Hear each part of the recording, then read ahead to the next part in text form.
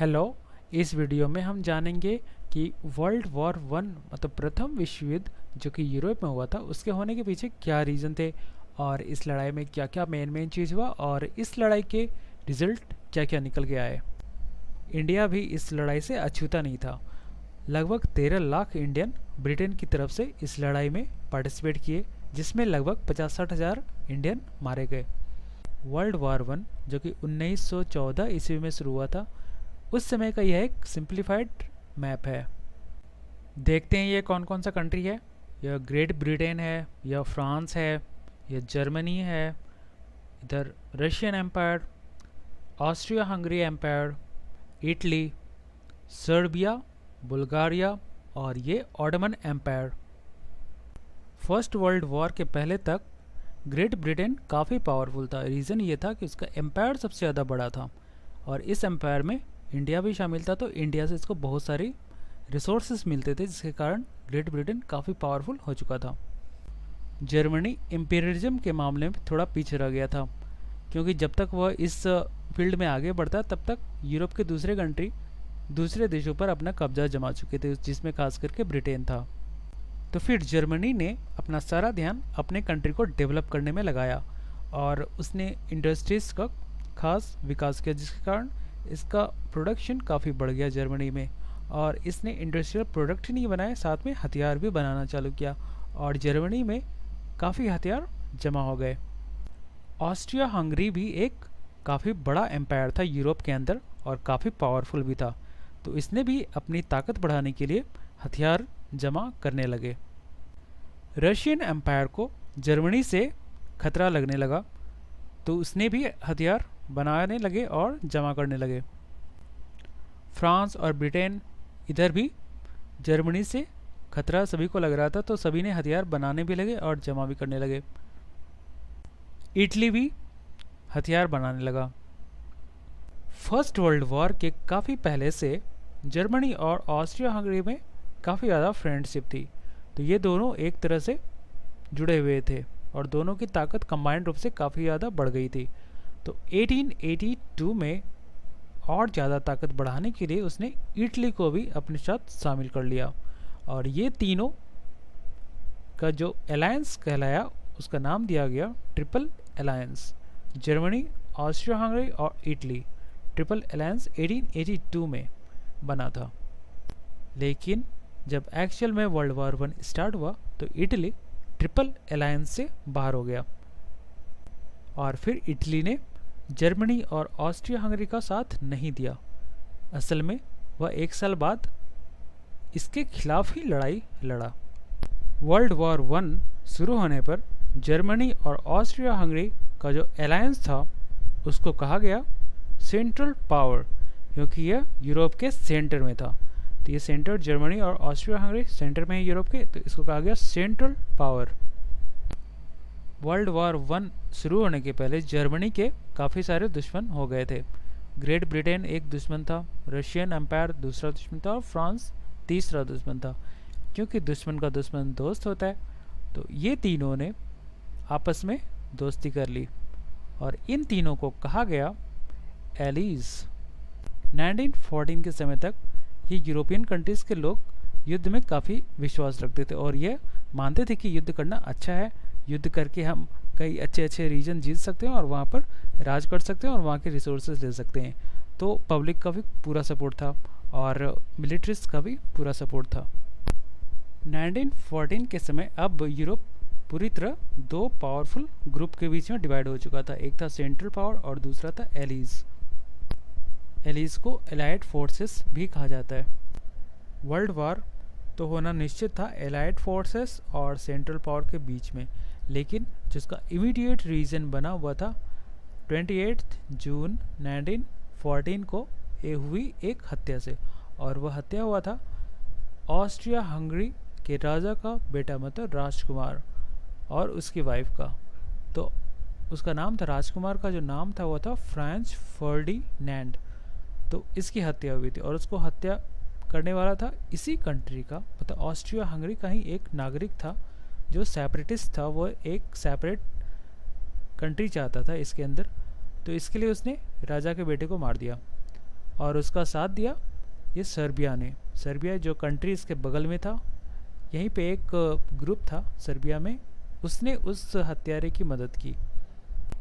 तो जब Austria Hungary के राजकुमार की मौत हुई और इसमें सर्बिया का हाथ भी पाया गया, तो फिर ऑस्ट्रिया हंगरी में जो भी सर्बियन लोग जहाँ भी मिलते थे उन्हें काफ़ी सारे लोग मार देते थे और इसके खिलाफ दंगे भी छिड़ गए सर्बियन लोगों के खिलाफ। फिर ऑस्ट्रिया हंगरी वालों ने सर्बिया पर काफ़ी सारे नियम थोपे। उसमें से एक नियम यह था कि ऑस्ट्रिया हंगरी वाले जब चाहे सर्बिया में जा सकते हैं और मौत की छानबीन कर सकते हैं। तो इस पर सर्बिया वालों ने ऐतराज़ किया। जब इसने ऐतराज़ किया तो फिर ऑस्ट्रिया हंगरी वाले ने सर्बिया पर अटैक करने का प्लान बनाया।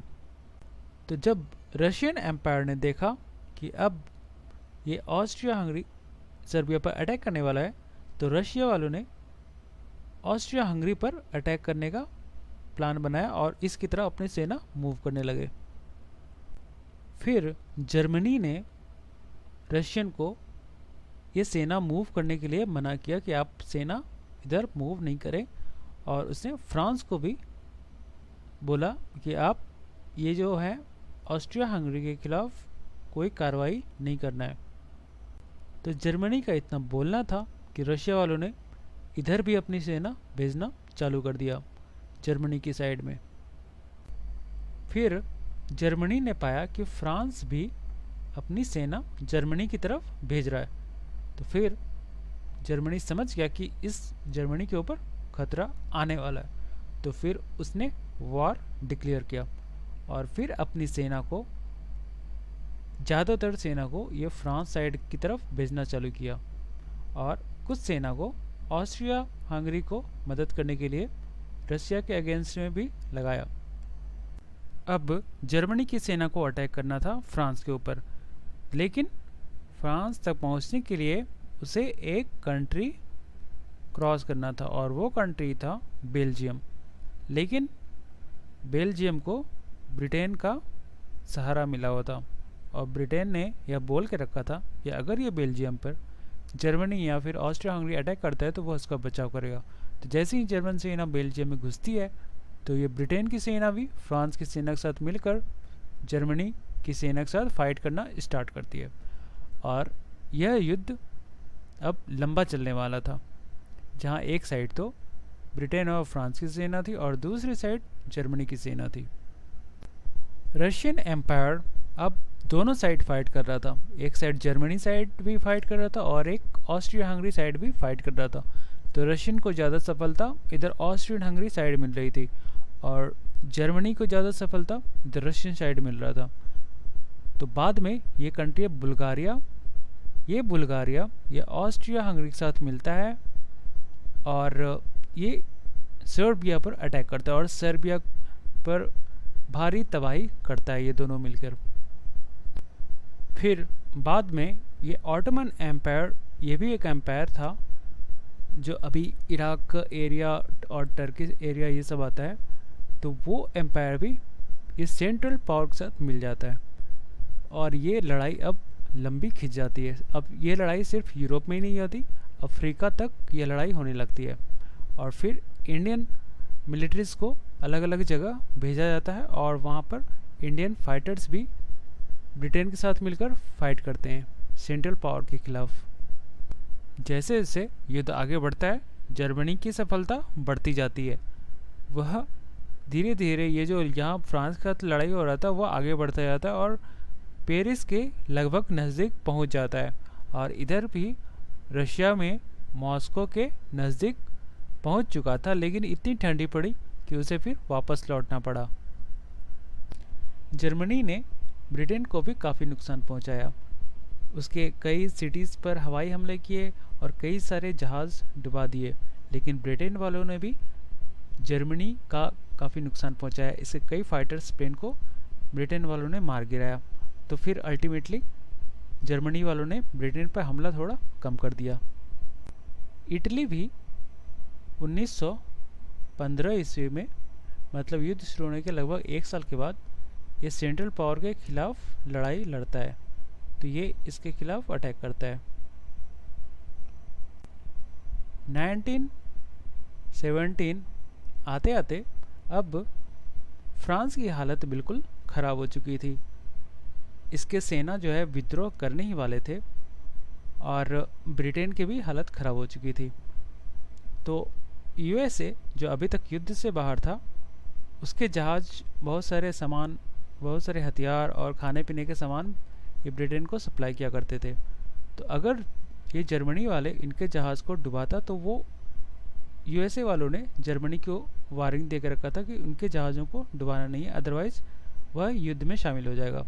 तो जर्मनी यूएसए को युद्ध से बाहर रखने के लिए उसके बोट को डुबाना बंद कर दिया।